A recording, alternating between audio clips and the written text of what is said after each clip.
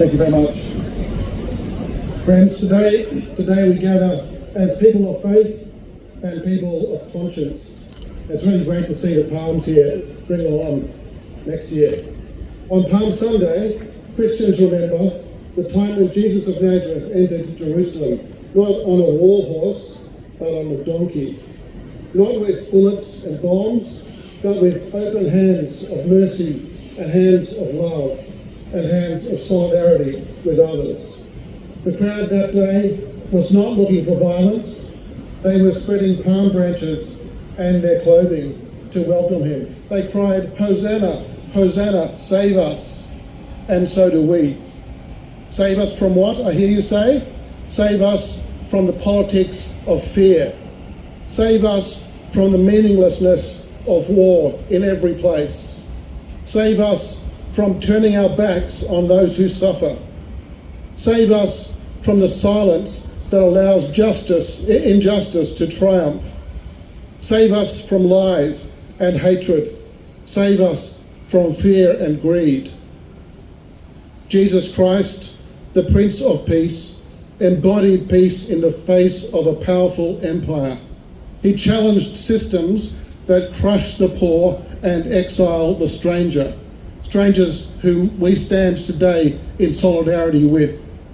Jesus broke bread with ordinary people, with the disabled, with the forgotten.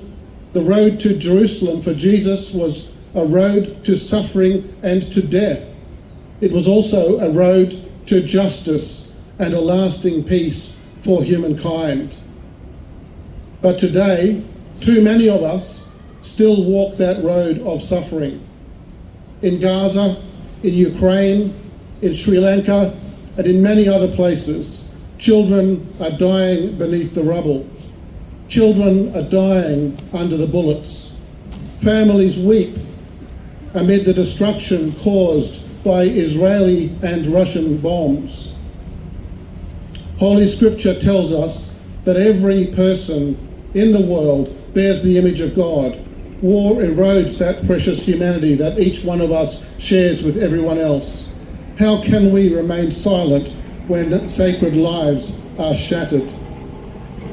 Here in Australia, we see our own moral failures to love one another every day. Refugees are locked away, indefinitely detained, their rights denied, people just like you and just like me, seeking the safety and dignity and hope that we all long for. Today, as we've already heard, there are about 100 asylum seekers still locked up on Nauru, administered by a private US prison company and paid for by our taxes. And there are something like 10,000 more here on this continent of Australia. We who worship a refugee child born in the West Bank in Bethlehem must do better. Jesus said, "I was a stranger and you welcomed me." We must raise our voices together. We must raise our voices louder and demand change from our government. This is not just a political issue, it is a moral crisis for the Australian people. So let us speak out today, not in fear, but in hope. Let us demand peace for Gaza. Let us demand justice for refugees. Let us demand compassion over cruelty. Let us demand humanity over hatred. Let us demand love over fear. And as you and I walk this road of peace together, as Christians, Muslims, Jewish people, people of all faiths and none, may we all remember that the arc of the good news of Jesus Christ bends toward liberation. That the kingdom Jesus imagined in his time for all of us was one of justice rolling down like waters and peace like an ever-flowing stream. Jesus did not enter the city of Jerusalem with an army. He entered in humility, with truth, with courage, with love strong enough to confront power. Jesus calls us to follow him. We march with palms today and banners today to remember the past and to stand in solidarity with those who suffer. And we also march today to proclaim that real change is possible and to work for that change. Yes, another world is possible. It starts today. It starts with you and me.